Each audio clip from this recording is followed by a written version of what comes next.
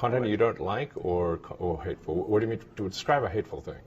Yeah, I mean, just content that will solicit a reaction, something that may include something that is slightly racist or slightly sexist, those kinds of things. So you think if something is slightly sexist, it should be banned? No, is that what you're saying? I'm not saying anything. I'm saying. Well, I'm just curious. I'm trying to understand what you mean by hateful content, and I'm asking for specific examples. And you just said that if something is slightly sexist, that's hateful content. Does that mean that it should be banned? Well, you've asked me whether my feed, whether it's got less or more. I'd say it's got slightly more. That's why I'm asking for examples. Can you name one example? I honestly don't use. Honestly, I you don't. Can't name a single example. I'll tell you why. Because I don't actually use that for you feed anymore. Because I just don't particularly like it. But you and said actually, a lot of people are quite similar. I only look at hang on a second. following. You said you've seen more hateful content, but you can't name a single example, not even one.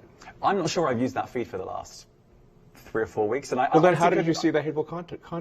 Because I've been using Twitter since you've taken it over for the last 6 months. Okay, so then you must have at some point seen for you hateful content. I'm asking for one example. Right. And you can't give a single one. And I'm saying then I say, sir, that you don't know what you're talking about. Really?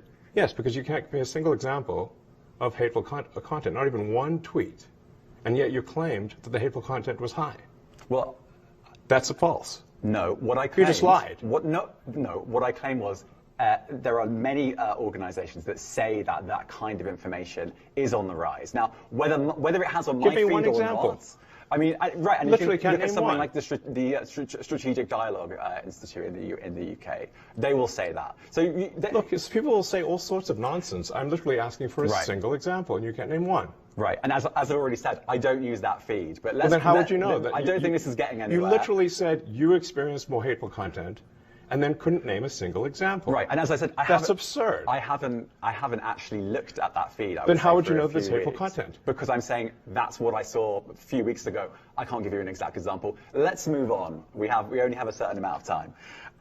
Wow. Elon Musk destroys BBC reporter. Visionary entrepreneur and Twitter owner Elon Musk confidently destroyed a BBC reporter's allegations during a candid interview on Tuesday. The reporter, James Clayton, was left speechless and red-faced when he couldn't provide a single example of the hate speech he claimed was flourishing on Twitter since Musk's acquisition last year. During the impromptu interview between Elon Musk and Clayton, the conversation took a heated turn as they discussed the alleged rise of hate speech on the platform.